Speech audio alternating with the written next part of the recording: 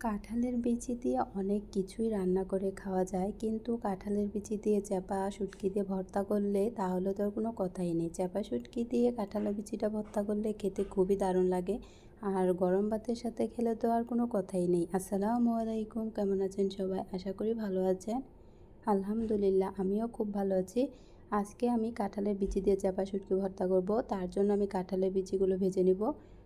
আর হ্যাঁ, কাঁঠালের বিচিগুলো খুব অল্প সময়ে ভাজলে চলবে না, অনেকক্ষণ সময় ধরে কাঁঠালের বিচিগুলো ভাজতে হবে, যাতে করে ভিতরের অংশটা খুব সুন্দরভাবে হয়।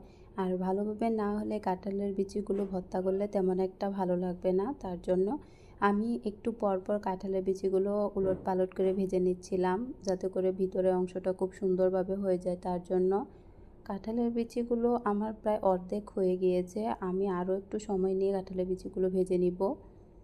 কাঁঠালের বিচি দিয়ে অনেক ধরনের তরকারি রান্না করে খাওয়া যায়, মাংস দিয়ে রান্না করে খেলেও অনেক ভালো লাগে। আজকে আমি এইভাবে ভেজে ভর্তাটা করব। আবার কাঁঠালের বিচি পানি দিয়ে সিদ্ধ করে ওইভাবেও করে খাওয়া যায়। কাঁঠালের বিচিগুলো আমি অনেকক্ষণ সময় ধরে ভেজে নিয়েছি, আমার কাঁঠালের বিচিটি প্রায় হয়ে গিয়েছে। কাঁঠালের বিচিটা যদি এরকম করে ভালোভাবে ভেজে নেওয়া হয় তাহলে এইটাকে ভর্তা করে খেলে আরও বেশি ভালো লাগবে। তার জন্য কাঁঠালের বিচিগুলো অনেকক্ষণ সময় ধরে ভেজে নেওয়ার পর কাঁঠালের বিচিগুলো আমার ভালোভাবে হয়ে গিয়েছে। এখন আমি চুলাটা অফ করে দিয়ে কাঁঠালের বিচিগুলো আমি নামিয়ে নিব। কাঁঠালের বিচিগুলো নামানোর পর আমি একটা শিল নিব, শিল নিয়ে আমি এগুলো ভালোভাবে থেতলিয়ে নিব। ঠিক এরকম করে সবগুলো কাঁঠালের বিচি আমি এরকমটা করে নিচ্ছি। তার জন্য কাঁঠালের বিচিগুলো এরকম করার পর আমি হাত দিয়ে এরকম খোসাগুলো ছাড়িয়ে নিব। একে একে সবগুলোই আমি এরকম করে নিব। খোসাগুলো ছাড়ানোর পর ঠিক দেখতে এরকমটা হয়েছে। কাঁঠালের বিচিগুলো আমি এখন একটা সাইড করে রেখে দিব। কাঁঠালের বিচি ভর্তার জন্য এখন আমি এইখানে কিছু উপকরণ নিয়েছি।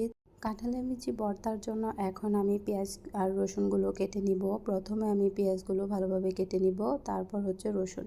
আর হ্যাঁ, ভর্তার মাঝে যদি পেঁয়াজ রসুনটা একটু বেশি করে দেওয়া হয় তাহলে আরও বেশি খেতে ভালো লাগে। তার জন্য আমি এখানে পরিমাণ মতোই দিব, যাতে করে বেশিও না হয় কমও না হয়। তার জন্য পেঁয়াজগুলো কাটার পর এখন আমি রসুনগুলো ভালোভাবে খোসা ছাড়িয়ে নিচ্ছি। ঠিক এরকমটা করে আমি পেঁয়াজ আর রসুনগুলো ভালোভাবে কেটে নিব। পেঁয়াজ আর রসুনের খোসাগুলো ছাড়ানোর পর আমি পরিষ্কার পানি দিয়ে সবগুলো ধুয়ে নিব। প্রথমে আমি কাঁচামরিচগুলো ধুয়ে একটা সাইড করে রেখেছি। এখন পেঁয়াজগুলো ঠিক এরকম করে আমি কেটে নেব সবগুলো।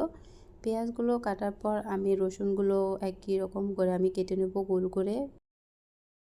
পেঁয়াজ রসুন এগুলো আমার ভালোভাবে কাটা হয়ে গিয়েছে। তারপর আমি এখানে 3 থেকে 4টা শুকনো মরিচ নিয়েছি, ওগুলো নেব। তারপর চাপা শুটকিগুলো আগে থেকে ধুয়ে রেখেছিলাম, ওগুলো নিব। এখন আমি একে একে সবগুলো উপকরণ পরপর ভেজে নিব।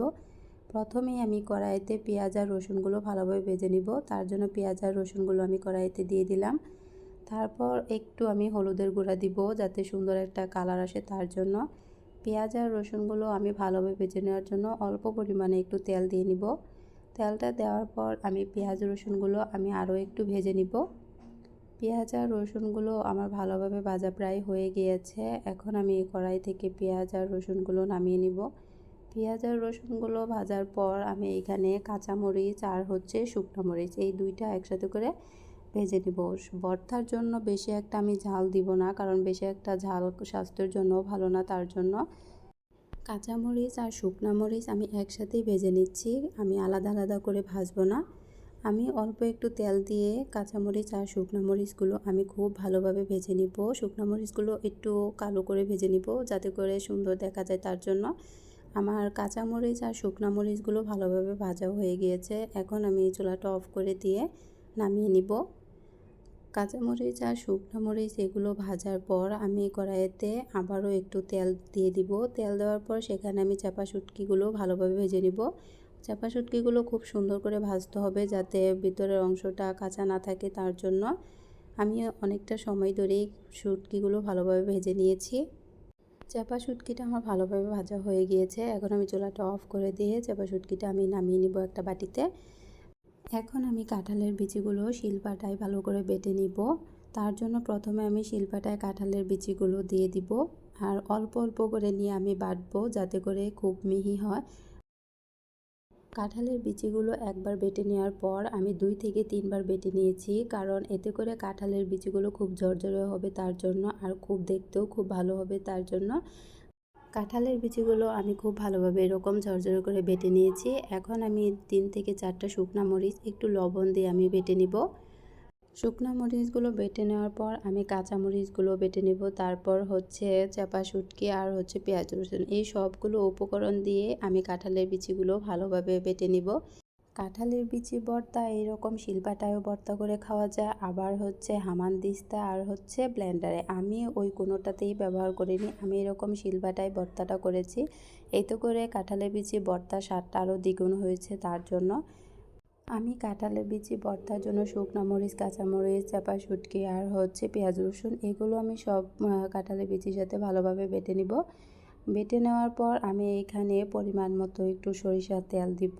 সরিষার তেল দিয়ে ভর্তাটা করলে খেতে আরও বেশি ভালো লাগবে, তার জন্য অল্পই দিব, বেশি একটা সরিষার তেল এখানে আমি ভর্তার জন্য ব্যবহার করব না, তাহলে চাপা শুটকির ফ্লেভারটা তেমন আসবে না। তার জন্য আমি ভালোভাবে এগুলো বেটে নেওয়ার পর আমি ভর্তাটা হাত দিয়ে ভালোভাবে মাখিয়ে নিয়েছি। চাপা শুটকি দিয়ে কাঁঠালের বিচি এরকম করে ভর্তা করে খেলে জিভে লেগে থাকবে, বারবার খেতে মন চাইবে। কাঁঠালের বিচি দিয়ে চাপা শুটকি এরকম করে বাসায় তৈরি করলে গরম ভাতের সাথে বারবার খেতে মন চাইবে। আজকে আমার এই রেসিপিটা আপনাদের কেমন লাগলো অবশ্যই জানাবেন। আর আমার চ্যানেলে নতুন নতুন ভিডিও পেতে আমার চ্যানেলটি সাবস্ক্রাইব করে আমার পাশে থাকবেন। আল্লাহ হাফেজ।